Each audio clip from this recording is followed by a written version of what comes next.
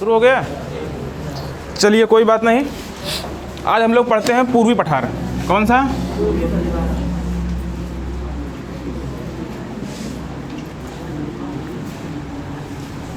पहले मैं इसका डायग्राम बना देता हूँ, फिर उसको हटाऊंगा, ठीक है ना। तो पूर्वी पठार में पहला कौन सा था? छोटा नागपुर का पठार। छोटा नागपुर का पठार। दूसरा क्या था? छत्तीसगढ़ बेसिन या महानदी बेसिन।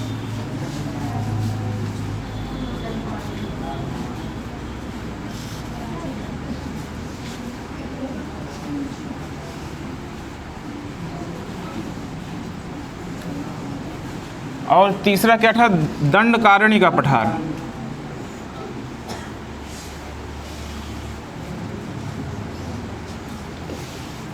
यही था।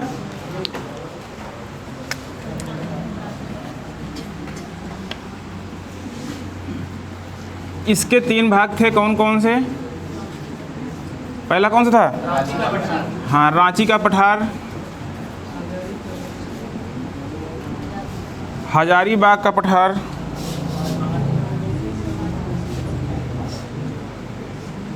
देखो इन सब पे मैं एक बार फिर आऊँगा जब नदी पढ़ाऊँगा, फिर एक बार आऊँगा जब आपको औद्योगिक क्षेत्रों के बारे में बताऊँगा, ठीक है ना। ये सब परेशान मत होइएगा, लेकिन अगर ये सब बातें आपको रिमाइंड नहीं रहेंगी, याद नहीं रहेंगी, तो फिर वहाँ आके फिर से ढूंढोगे उसी तरह से जैसे अभी ढूंढ रहे हो, ठीक ना। तो ये सब बातें आप लोग, राजमहल पर्वत, राजमहल पर्वत, इतनी बातें हमको पढ़नी है, इतनी बातें हमको पढ़नी है पूर्वी पठार में। जो लोग नए हैं उनसे बता दूं कि मैं जैसे लिख रहा हूं वैसे लिखिएगा।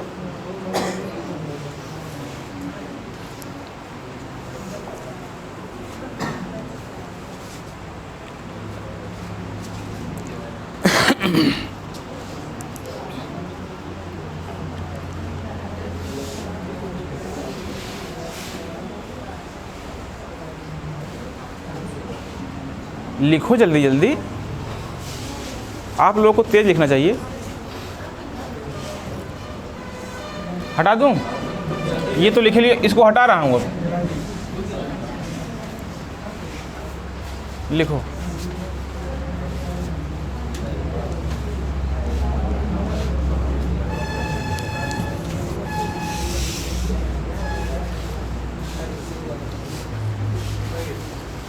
अच्छा, जितना पढ़ाया गया इतना अब तक आप लोगों को याद हो रहा है कि नहीं? अब पूरा याद है ना? नहीं याद है? कोई बात नहीं, याद हो जाएगा यार, परेशान मत हो।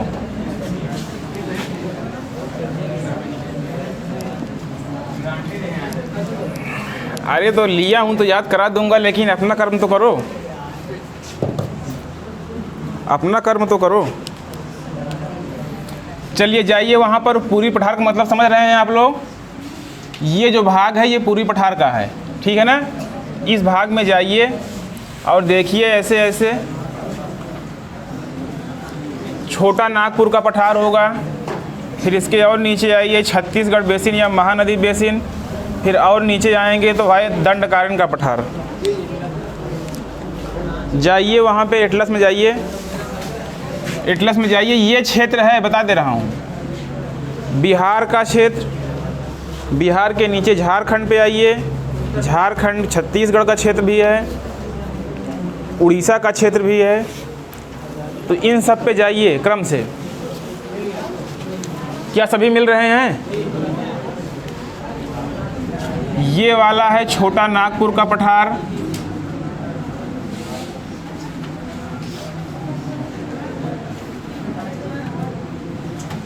ये वाला है छत्तीसगढ़ बेसिन या महानदी बेसिन,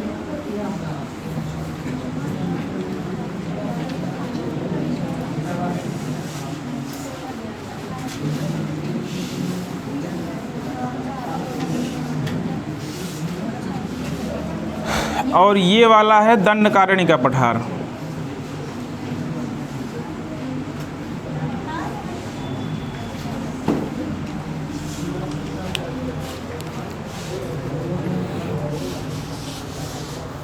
क्या ये तीनों मिले कि नहीं, पहले ये बताओ।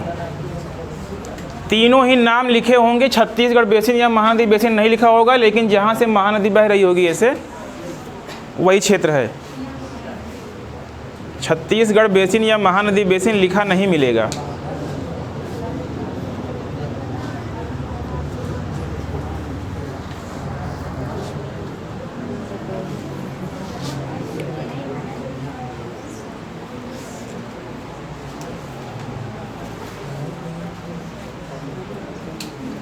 स्मार्ट वर्क करिए, लिखते भी रहिए जैसे लिख रहा हूँ, ढूंढते भी रहिए, क्योंकि ढूंढना बहुत ज़रूरी है। अगर ढूंढना ज़रूरी ना होता तो मैं आता लिख देता, आप उतार लेते, काम ख़त्म। मेरी बात समझ में आई नहीं? लेकिन वो काम करना है जो आपको बता रहा हूँ, ढूंढना भी है उसको। एटलस में मिला आप लोगों को? आपको मिल गया? दिखाओ दिखाओ भाई इनको। जिनको ना मिले, जिनको मिल जाए वो उनसे पूछ सकते हैं, ठीक ना? लेकिन देखिए ज़रूर, खुद से ढूंढेंगे ज़्यादा अच्छा रहेगा। आप लोग अगल बगल मदद कर दिया करिए, ठीक ना? इधर तो लोग कर देते हैं, इधर ना लोग मदद मांगते हैं और ना लोग करते हैं, है ना?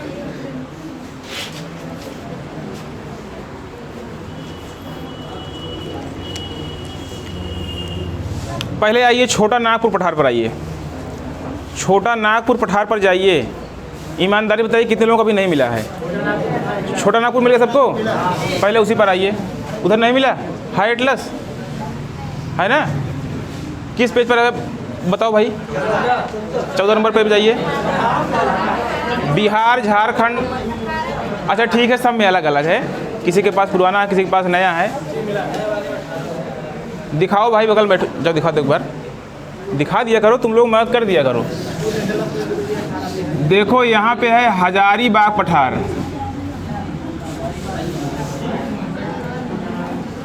है। इधर है रांची का पठार, और इधर किनारे है राजमहल पर्वत, राजमहल पहाड़ियाँ, राजमहल पर्वत। कोई बात नहीं, एक ही बात है, ठीक है? मिल गया तीनों? सबको मिल गया? गुड, बहुत अच्छे। ऐसे ही काम करना है, ऐसे ही काम करना है।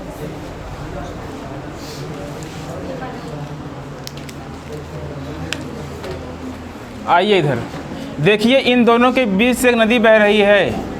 नाम बताइए। दामोदर नदी, बहुत ही महत्वपूर्ण। कौन सी नदी? दामोदर नदी।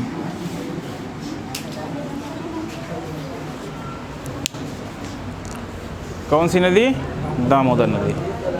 हजारीबाग श्रेणी और रांची के पठार, मतलब हजारीबाग का पठार और रांची के पठार, इन दोनों को अलग करती है, इन दोनों को अलग करती है। कौन सी?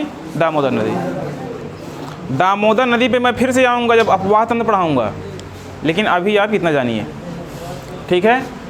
दामोदर नदी बेसिन, क्या मैंने बताया था कोयला के लिए महत्वपूर्ण है? क्या यहाँ पर भी गोंडवाना क्रम की चट्टानों का विकास हुआ है, इसीलिए इस नदी बेसिन में भी कोयला भंडार पाया जाता है। इनफैक्ट आपको बता दूं कि भारत में सबसे ज़्यादा कोयला भंडार यहीं पाया जाता है, ठीक है ना? सबसे ज़्यादा कोयला भंडार, इसीलिए इसको भारत का रूर कहते हैं। क्या कहते हैं? रूर। जानते हो क्या है रूर? रूर एक नदी है, जर्मनी में है, और जो रूर नदी बेसिन है वो पूरे विश्व में कोयला के निक्षेप के लिए जानी जाती है। समझ में आया? इसीलिए इसको रूर की संज्ञा दी जाती है। क्यों? क्योंकि यहाँ भी कोयला के बृहद निक्षेप पाए जाते हैं, बड़े निक्षेप पाए जाते हैं, बहुत ज़्यादा कोयला पाया जाता है, ठीक है ना? तो इसको लिखिए, दामोदर नदी बेसिन लिख लीजिएगा, कोयला भंडार की दृष्टि से महत्वपूर्ण।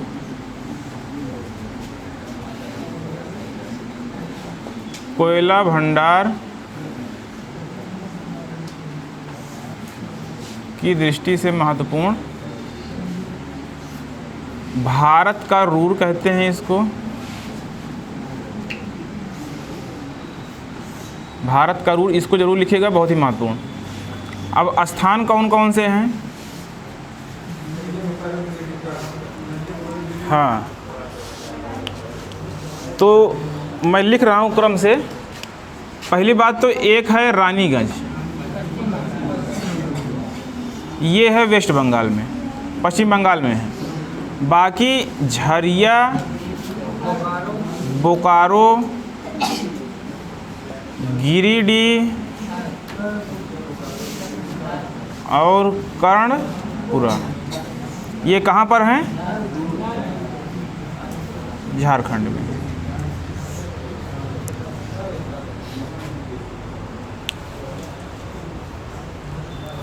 वैसे दामोदर नदी के बारे में एक बात और लिख लीजिएगा कि ये छोटा नागपुर पठार की सबसे लंबी नदी है।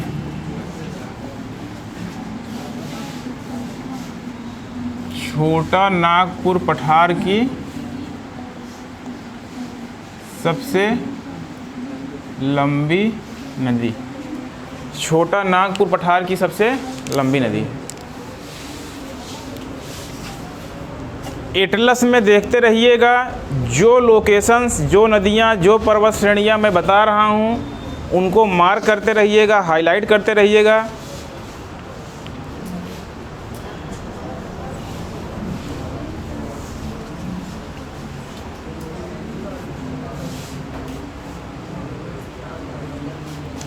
आप लोगों को सब मिल गए ना? मिल रहा है ना? ठीक है।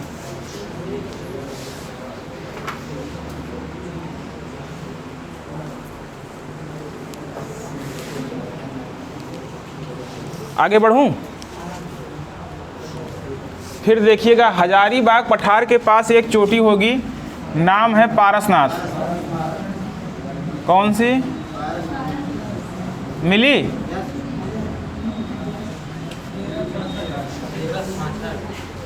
जितनी भी हो वो याद करने की ज़रूरत नहीं है, ऊंचाई कितनी है ये याद करने की ज़रूरत नहीं है। देखने में लगता है कि ये हजारीबाग पठार की चोटी है, लेकिन आपको बता दूं कि ये राजमहल पर पहाड़ियों का भाग है, ये राजमहल पर्वत का भाग है। फिर से बता रहा हूँ, ध्यान समझिएगा।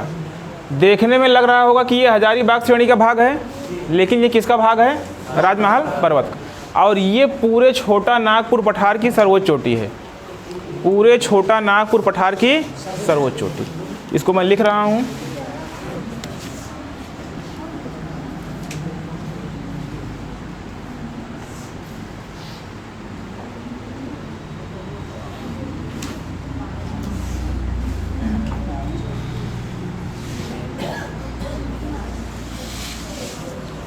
छोटा नागपुर पठार की सर्वोच्च चोटी।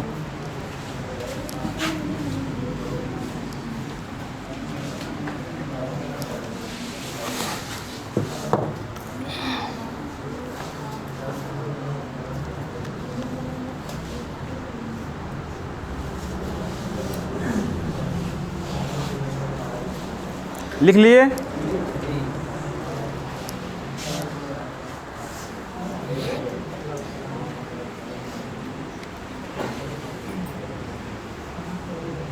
आगे बढ़ें।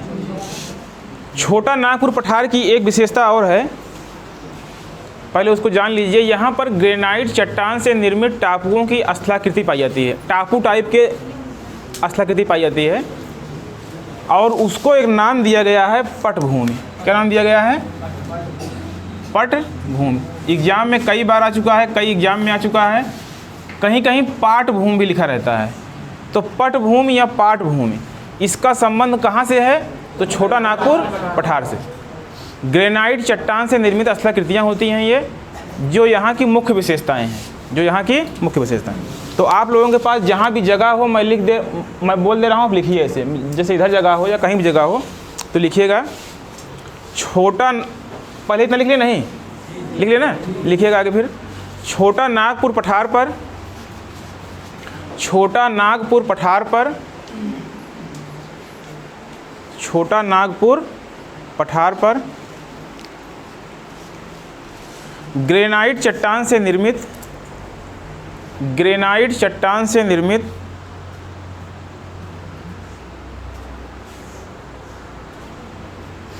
टापुओं की स्थलाकृति को, टापुओं की स्थलाकृति को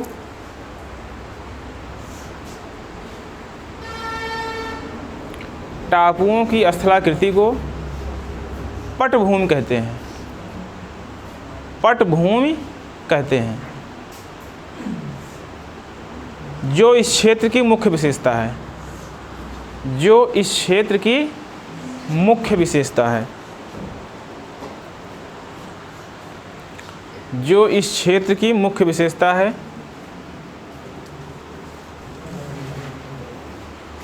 फिर आगे लिखिएगा, कोयला धात्विक एवं अधात्विक खनिजों, कोयला धात्विक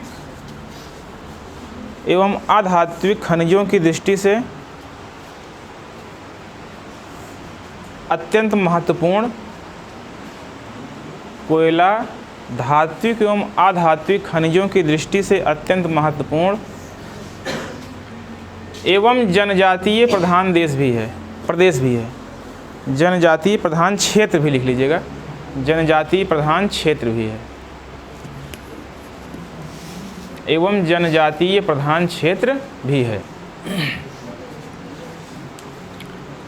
कोयला धात्विक एवं अधात्विक खनिजों की दृष्टि से महत्वपूर्ण होने के साथ साथ यह जनजातीय प्रधान क्षेत्र भी है। ठीक है, चलिए एक नदी देखिएगा इस पे और बहती है, स्वर्णरेखा नदी है। इसके नीचे आइए, रांची के पठार पर से होकर बह रही है स्वर्णरेखा नदी। अरे है भाई, मिलेगी स्वर्ण रेखा जो भी कह लीजिए। अब समझ लीजिए कि इन क्षेत्रों में लोहा भी पाया जाता है, तांबा भी पाया जाता है, मैग्नीज भी पाया जाता है, बॉक्साइट भी पाया जाता है, सोना भी पाया जाता है। सोन नदी घाटी में और यहाँ पर स्वर्ण रेखा नदी में सोना भी पाया जाता है। तो धात्विक और अधात्विक खनिजों की दृष्टि से ये क्षेत्र बहुत ही महत्वपूर्ण है। ये छोटा नागपुर पठार की दूसरी सबसे लंबी नदी है। इस पर मैं फिर से जाऊँगा, लेकिन अभी जान लीजिए बस।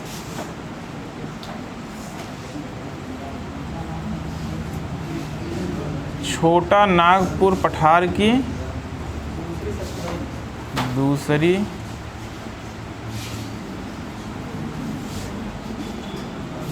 सबसे लंबी नदी,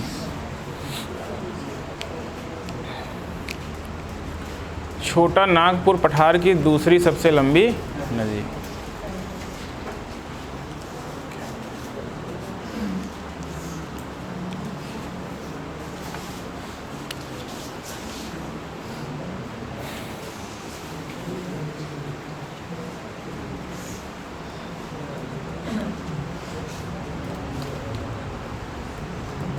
आगे बढ़ें, आइए थोड़ा उससे और दक्षिण में आइए तो देखिए महानदी है। ऐसे महानदी देखिए मिली, महानदी बेसिन है ना, छत्तीसगढ़ बेसिन या महानदी बेसिन।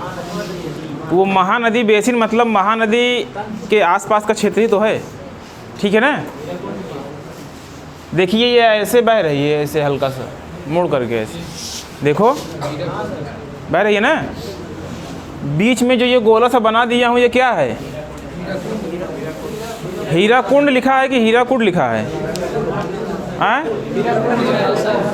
कुंड लिखा है, कुंड लिखा है ना। हाँ, KUD इंग्लिश में KUD है। हालांकि लोग कहते हैं हीराकुंड, लेकिन हीराकुंड है, हीराकुद। ठीक है ना, जो भी पढ़ लीजिए, हीराकुद या हीराकुंड जो भी पढ़ लीजिए। ठीक है ना। तो ये बहुत बार एग्जाम में आया हुआ है, आया हुआ है ना। जो लोग एग्जाम दिए हैं जानते हैं। हीराकुंड जलाशय, ये कौन सी नदी है? महानदी।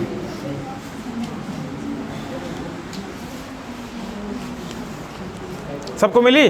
ऐसे बनाइए, लिखिए। पहले जैसे बनाया उसे बनाइए, लिखिए।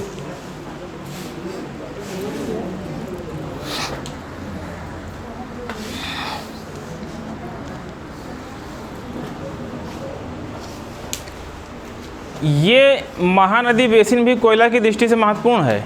अब यहाँ कोयला के कौन कौन से स्थान है वो भी जान लीजिएगा। पहले बना लीजिए इसको।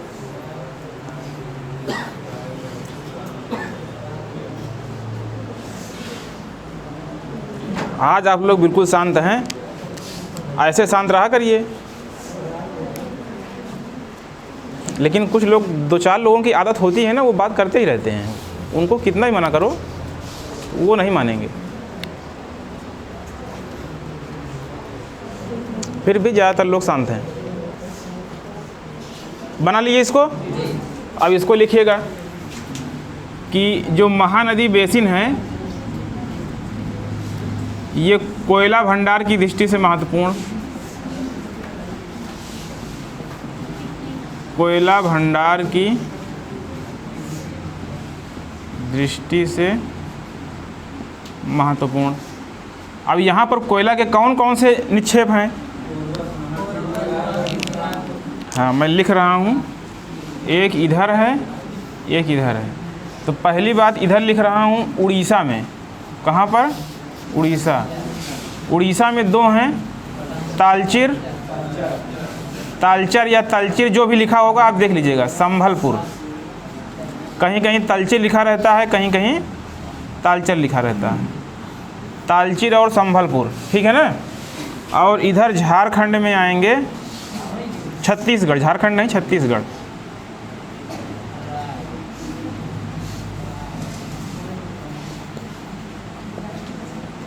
यहाँ पर कौन कौन से हैं? कोरबा, सोनहट, चिरमिरी, लखनपुर,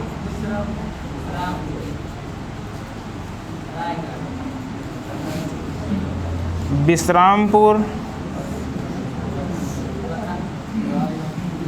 और रायगढ़। कोरबा, सोनहट, चिरमिरी, लखनपुर, विश्रामपुर और रायगढ़।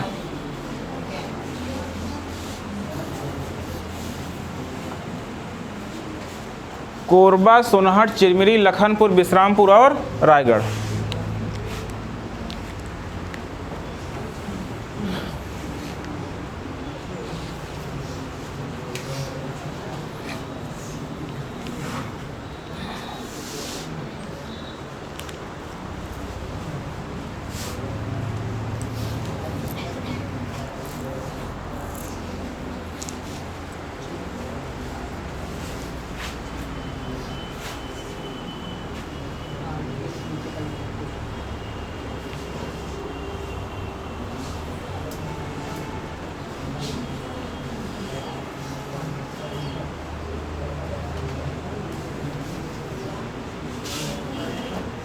कोरबा, सोनहट, चिरमिरी, लखनपुर, विश्रामपुर और रायगढ़।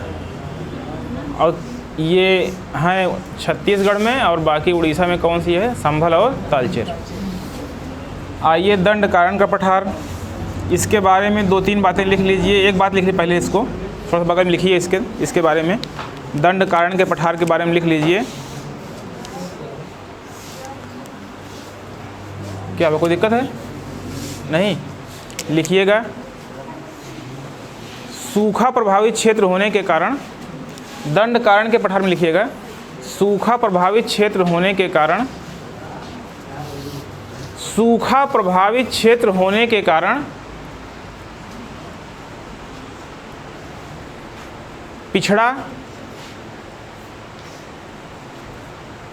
सूखा प्रभावित क्षेत्र होने के कारण पिछड़ा किंतु खनिज संसाधनों की दृष्टि से संपन्न क्षेत्र, किंतु खनिज संसाधनों की दृष्टि से संपन्न क्षेत्र, किंतु खनिज संसाधनों की दृष्टि से संपन्न क्षेत्र। एक बार हम लोग इसको पूरा पढ़ लेंगे ना, तो फिर हम लोग जितना शुरू से पढ़े हुए हैं एक मैं बनाऊंगा और फिर पूरा उस पर मैं खींच के रिवाइज कर दूंगा, ठीक है ना। लेकिन पहले आप लोगों को एक एक बात क्लियर होनी चाहिए, अलग अलग करके इसलिए बताया जा रहा है, ठीक है ना। चलिए, ये दंड कारण का पठार है। इसके नीचे से देखो एक नदी बह रही होगी, गोदावरी नदी है, गोदावरी नदी। इसकी एक सहायक नदी है, वो देखो वैसे आ रही है, इंद्रावती।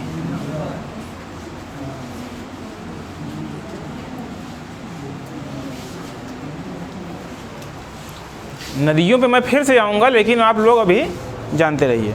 तो कभी अगर एग्जाम में ये क्वेश्चन आता है कि इंद्रावती नदी के अपवाद क्षेत्र का संबंध किस पठार से है? दंड कारण के पठार से, ठीक है ना। इंद्रावती नदी गोदावरी की सहायक नदी है, तो अगर ये क्वेश्चन एग्जाम में आता है कि इंद्रावती नदी के अपवाद क्षेत्र का संबंध किस पठार से है, दंडकारण्य का पठार। गोदावरी की एक सहायक नदी भी है वर्धा, देखिएगा मिल जाएगी, वर्धा नदी मिली, वर्धा नदी नहीं मिली? अरे मिलेगी भाई, गोदावरी की सहायक नदी ये तो है। हाँ ऊपर से ही तो खींचा हूँ ना।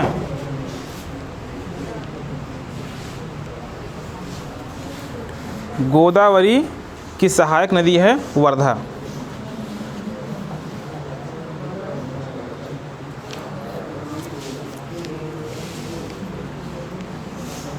मिली आपको? ढूंढो ढूंढो यार, उसमें बैठने से काम नहीं चलेगा। देखो बैठ कर देखो, ये सोचो कि मैं जो लिख रहा हूँ वही मैं उतार लूँगा, तो इससे आपको याद नहीं होगा। ढूंढिए आप भी, देखो बगल में ढूंढते रहो यार। हो गया, मिल गया, कोई बात नहीं, good, very good.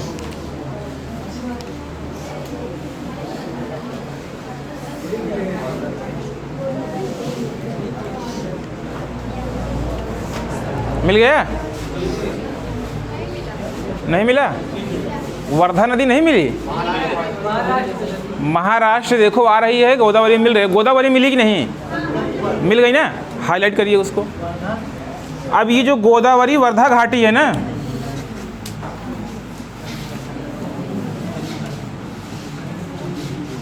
Godavari Wardha घाटी, यहाँ भी कोयला के निक्षेप पाए जाते हैं, कोयला के भंडार पाए जाते हैं। अब यहाँ पर कहाँ पाए जाते हैं तो वो भी मैं लिख दे रहा हूँ, सिंगरैनी तंदूर सस्ती, सिंगरैनी तंदूर सस्ती, ये है आंध्र प्रदेश में। कहाँ पर? और बल्लारपुर चांदा महाराष्ट्र। सिंगरैनी तंदूर सस्ती आंध्र प्रदेश में और बल्लारपुर चांदा महाराष्ट्र।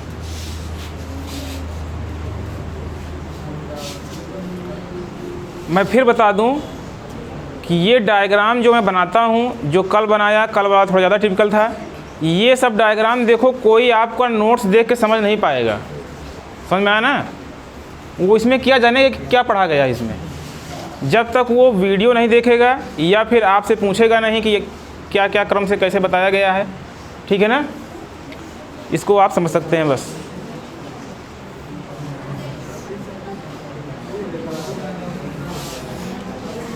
हो गया? तो पूर्वी पठार के बारे में आपको इतनी बातें जाननी थी। सिंगरौली नहीं है, सिंगरौली तो अलग हो गया ना, वहाँ बताया था। सिंगरैनी है, सिंगरैनी, सिंगरैनी तंदूर सस्ती।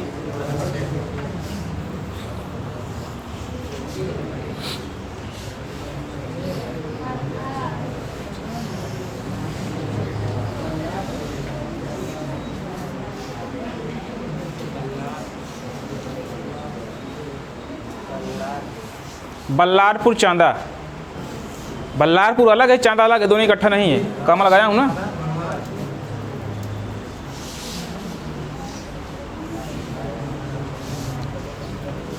हो गया? चलिए अब एक बार पहले इसको रिवाइज कर देते हैं, तो फिर आगे बढ़ते हैं। ठीक है ना? अब आप लोग ना इधर देखिएगा ना कॉपी में देखिएगा, मेरी तरफ देखिएगा। उधर देखोगे तो फिर याद नहीं होगा ना। हटा दूँ क्या इसको? सब लोग लिख लिए हो ना? अभी नहीं? चलो ठीक है, जो लोग नहीं लिखे लिखते रहें, मैं बोल रहा हूँ। मैंने पूर्वी पठार के 3 भाग किए। मैंने कहा पहला छोटा नागपुर का पठार, दूसरा है क्या, छत्तीसगढ़ बेसिन या महानदी बेसिन, और फिर दंडकारण्य का पठार। सबसे उत्तर में छोटा नागपुर पठार, फिर छत्तीसगढ़ बेसिन या महानदी बेसिन, और फिर दंडकारण्य का पठार। ये बताया। छोटा नागपुर पठार के मैंने 3 पार्ट किए। कौन कौन से? हजारीबाग का पठार, रांची का पठार और राजमहल पर्वत। 3 भाग किए। हजारीबाग के पठार पर एक चोटी थी, बताया पारसनाथ चोटी। मैंने बताया कि ये दिखती है हजारीबाग के पठार पर, लेकिन ये है किसका भाग? राजमहल पर्वत का, यही बताया। फिर इसके बाद मैंने ये कहा कि ये छोटा नागपुर पठार की सबसे ऊंची चोटी। फिर ये कहा कि हजारीबाग का पठार और रांची के पठार को अलग करने वाली एक नदी है दामोदर नदी, बहुत ही महत्वपूर्ण नदी है ना। इस पे मैं फिर से आऊँगा, मैं फिर से कह रहा हूँ, इस पे बहुत सारे ऐसे स्थान हैं जो आपको जानने हैं, ठीक है ना। बहुत सारे बांध हैं, तिलैया बांध, मैथान बांध, दुनिया भर के बांध हैं इसमें, वो सब परियोजनाओं में नदी में आऊँगा, सब बताऊँगा, ठीक है ना। लेकिन अभी इतना ही। दामोदर नदी के बारे में बताया कि ये छोटा नागपुर पठार की सबसे लंबी नदी है, और ये इसको भारत का रूर कहते हैं क्योंकि ये कोयला के भंडार की दृष्टि से बहुत ही महत्वपूर्ण है, ठीक है ना। और बस इतना ही बताया मेरे ख्याल से। तो जो यहाँ कोयला के क्षेत्र हैं वो कौन कौन से हैं, कोयला कहाँ कहाँ से मिलता है, तो बताया रानीगंज, झरिया, बोकारो, गिरिडीह, कर्णपुरा। रानीगंज पश्चिम बंगाल में है, बाकी झरिया, बोकारो, गिरिडीह, कर्णपुरा झारखंड में है, यही है ना। इसके बाद फिर हम लोग कहाँ आ गए? स्वर्णरेखा नदी पर। स्वर्णरेखा नदी के बारे में बताया कि ये जो है, हाँ, छोटा नागपुर पठार की दूसरी सबसे लंबी नदी है, और ये रांची के पठार से होकर बहती है। वैसे ये उड़ीसा और पश्चिम बंगाल की सीमा बनाती है, मैं आऊँगा बताऊँगा, यहाँ भी देख के लिख सकते हैं, कोई दिक्कत नहीं है, लिख लीजिएगा, ठीक है ना, कि ये उड़ीसा और पश्चिम बंगाल की सीमा बनाती है। फिर आइए छत्तीसगढ़ बेसिन या महानदी बेसिन। छत्तीसगढ़ बेसिन या महानदी बेसिन के बारे में बताया कि महानदी जो है वो पहली बात तो एक जलाशय से होकर आती है, नाम है हीराकुड जलाशय, हीराकुड जलाशय, है ना। और ये बताया कि क्या बताया, कोयला भंडार की दृष्टि से, हाँ, कि ये कोयला भंडार की दृष्टि से महत्वपूर्ण है। और यहाँ पर जो कोयला के क्षेत्र हैं कौन कौन से हैं, तो कोरबा, सोनाहट, चिरमिरी, लखनपुर, विश्रामपुर, रायगढ़। कोरबा, सोनाहट, चिरमिरी, लखनपुर, विश्रामपुर, रायगढ़, ये कहाँ पर हैं? छत्तीसगढ़ में। और बाकी बस हो गया। अच्छा, तलचीर और संभलपुर, ये कहाँ है? उड़ीसा। तो ये दो क्षेत्र हैं उड़ीसा में और छत्तीसगढ़ में, ठीक है ना। यहाँ से मैं कोरबा के बारे में लिखा नहीं, कोरबा से जो कोयला है वो जाता है भिलाई लौह इस्पात संयंत्र में, ठीक है ना। भिलाई जो लौह इस्पात संयंत्र है उसमें जो कोयला यूज होता है कहाँ जाता है? कोरबा जाता है। तो इस पर आऊँगा, मैं फिर से बताऊँगा इसको। इसके बाद फिर बताया कि नीचे आइए दंडकारण्य का पठार। तो दंडकारण्य पठार के दक्षिण में बहती है गोदावरी नदी, जिसकी सबसे लंबी सहायक नदी है इंद्रावती नदी, है ना। इंद्रावती नदी के बारे में बताया कि हाँ, दंडकारण्य पठार से होकर बहती है, मतलब दंडकारण्य पठार का इंद्रावती नदी के अपवाद क्षेत्र का संबंध किससे है? दंडकारण्य के पठार से। फिर एक वर्धा नदी है जो कि गोदावरी की सहायक नदी है। अब बताया कि गोदावरी और वर्धा घाटी ये जो है किसके लिए? कोयला के निक्षेप के लिए महत्वपूर्ण है। और यहाँ कौन कौन से? सिंगरैनी, तंदूर, सस्ती आंध्र प्रदेश में है, और बल्लारपुर चांदा महाराष्ट्र में, ये कोयला के क्षेत्र हैं, ठीक है ना। तो चलिए अब आगे बढ़ते हैं, ठीक है ना। ये क्षेत्र यहाँ तक था।